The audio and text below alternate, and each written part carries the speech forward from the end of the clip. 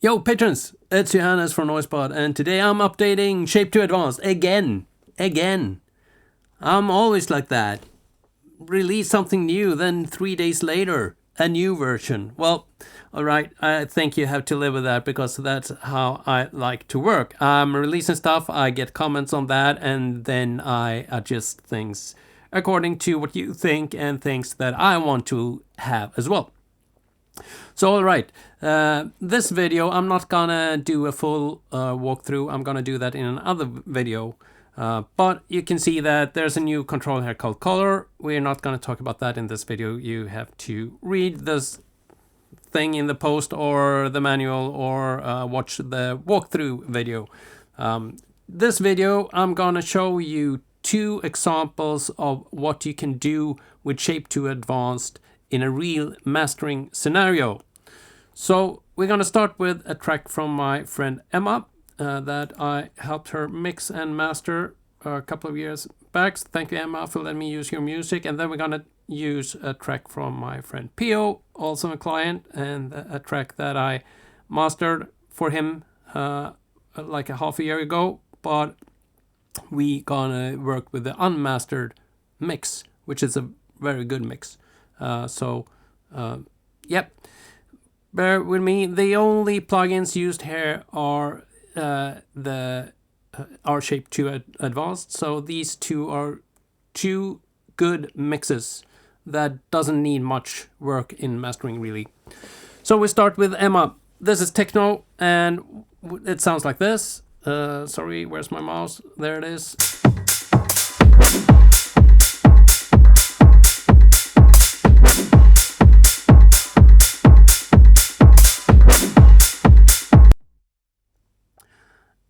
The thing with this track, the only thing I think that annoys me is the envelope of the kick. That it starts, then it kind of raises up. Yeah, it goes up a little bit, which eats up a little bit of headroom. So what I would like to do is to shorten the kick a little bit so that it decays faster. And we're going to do that using Shape2 Advanced.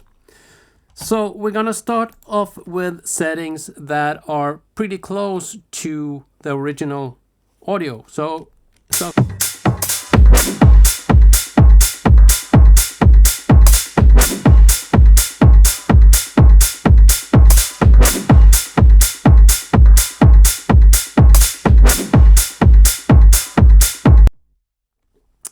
if you're in a good studio, you can hear that there's a little change in the lowest frequencies that you can feel that Shape2 Advanced takes away. But that's not the point really. I haven't really done anything. I've just set up something that kinds of let the original audio just through. So that's it. All right, now we're going to shorten the envelope. We're going to start by using a release time of 2 seconds. That means that the envelope will be really slow. We put the envelope at 100%. This will make us be able to just go in and control the length of the kick pretty much. So when I'm using the release knob, I will just be able to shorten this to pretty short. We're gonna put the curve somewhere here. That's good. Okay, here we go.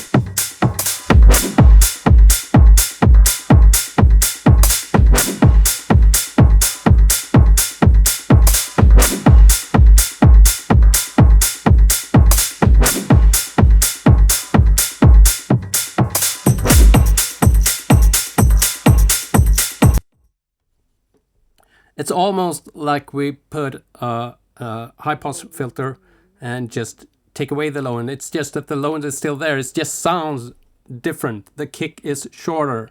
So this is very powerful with Shape2 Advanced that you can do this. And I normally don't use 90 Hertz as the crossover. I'm normally at max 70. I usually below that. A lot of times I'm just at 40. So then we're working with frequencies between 20 and 40 Hertz. So yeah, or not even that. It's about 30 Hertz or 27 or something, up to 40. So I'm working pretty band limited. normally, but this is for demo purposes, so to make it easier to hear. Alright, so we have set it up so that we can change the length of the kick with the envelope release. Now we can also use the curve and the attack a little bit to shape this. So let's do that.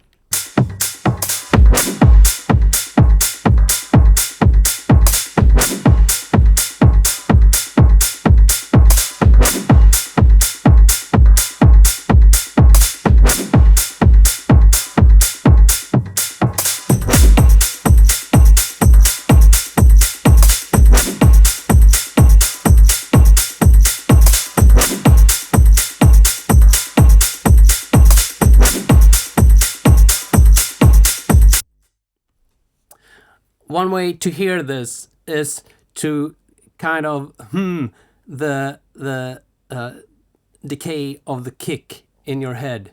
So every time it comes, he said and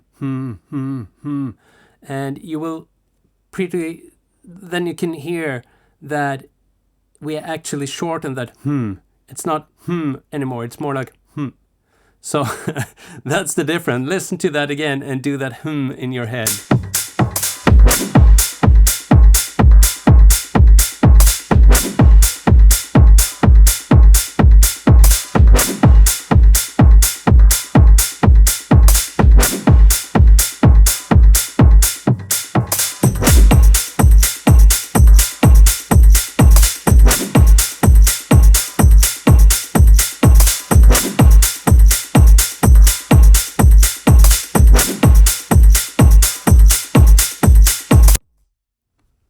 Did you hear that?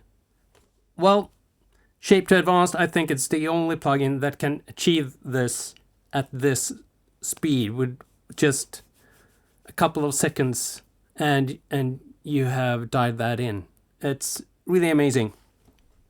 All right, so that is one situation, and let's go over to PO's Dubby track, and let's use the black and white function here as well. It's black and white when the plugin is bypassed, either if that is with the bypass button or the automatic bypass where it can't find any low end, then it just bypasses the plugin, so it gets black and white. All right, let's listen to it bypassed here.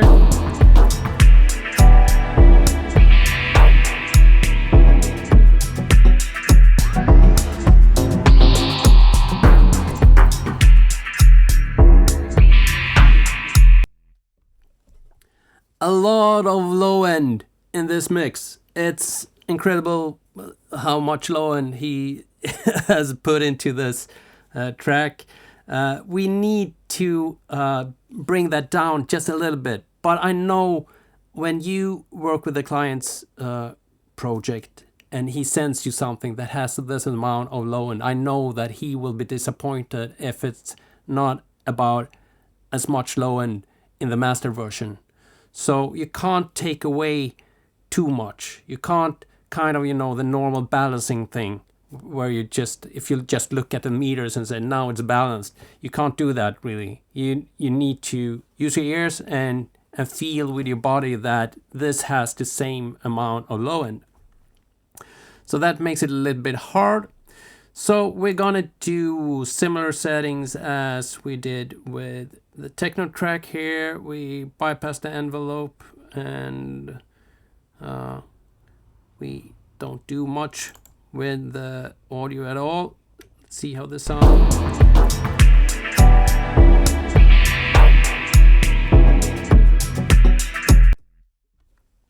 We're bringing the low end back a little bit, but that doesn't matter. What we're gonna do in this situation is that we really want to grab that low end and just control it like crazy. So we're gonna use the shape versions here. We start with liner. So what this is that we run the low end into a waveshaper, and the liner waveshaper is just, it works pretty much like a clipper. You just put a clipper on it. But it's done in a way so you don't get any distortion from it. It's much more transparent. So let's listen to how that sounds. This will take away a lot of the low end at this point. We were gonna fix that later, but we're gonna start with just see how this sounds.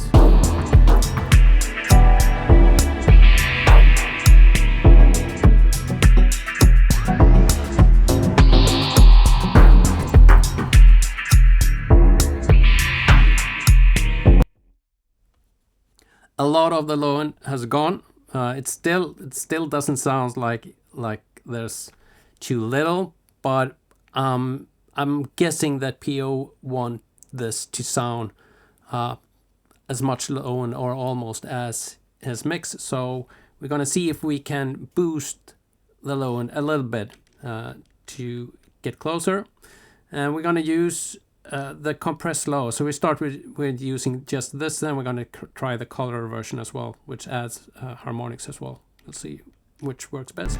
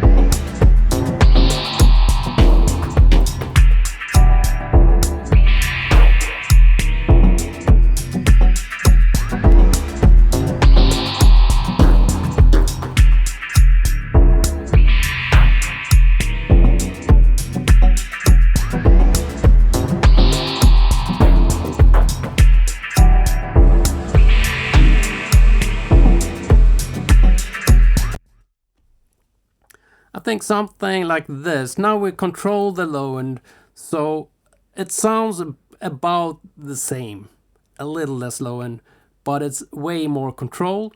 And now we're gonna use the loudness compensation, because we gain a little bit of loudness for when we take away low end, and that will, with that compensation, the low end will sound about at the same level as the mix, but the rest of the frequency spectrum will be louder.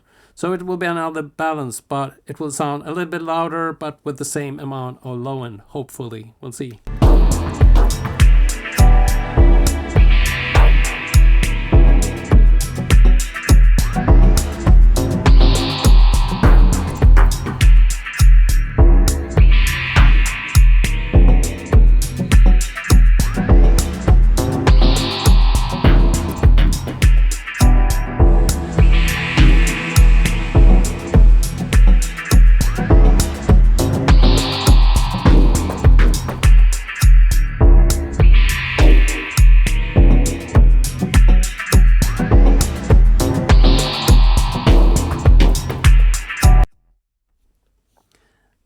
That sounds pretty good, actually. So I would probably keep or end up somewhere here. I would probably put the crossover a little bit lower, but for the demo purposes, we're at 90 Hertz. All right, let's remove loud C and we remove the clean gain and try to add with the color instead, just to see if there's any difference. See how that sounds.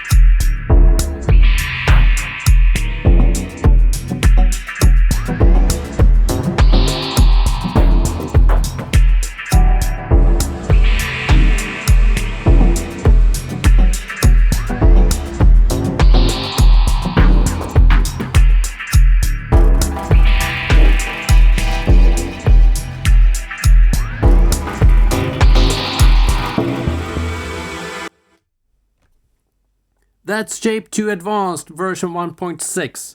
I don't think you will find another tool that works with low end the same way and as effective. So go and grab it. It's one of the best plugins I made, and for a while I went back to using Sub, my other low end controlling plugin, because I thought that was easier to dial in. But with this update, I actually think Shape2 Advanced is better. So go and grab it. I think you're gonna love it once you get your head around it. And if you want to know more about it, you can watch the longer walkthrough video that I'm gonna create in a second and post in the post, so you can watch that as well. So have a good evening. I see you with the next plugin or whatever I come up with. See you. Bye bye.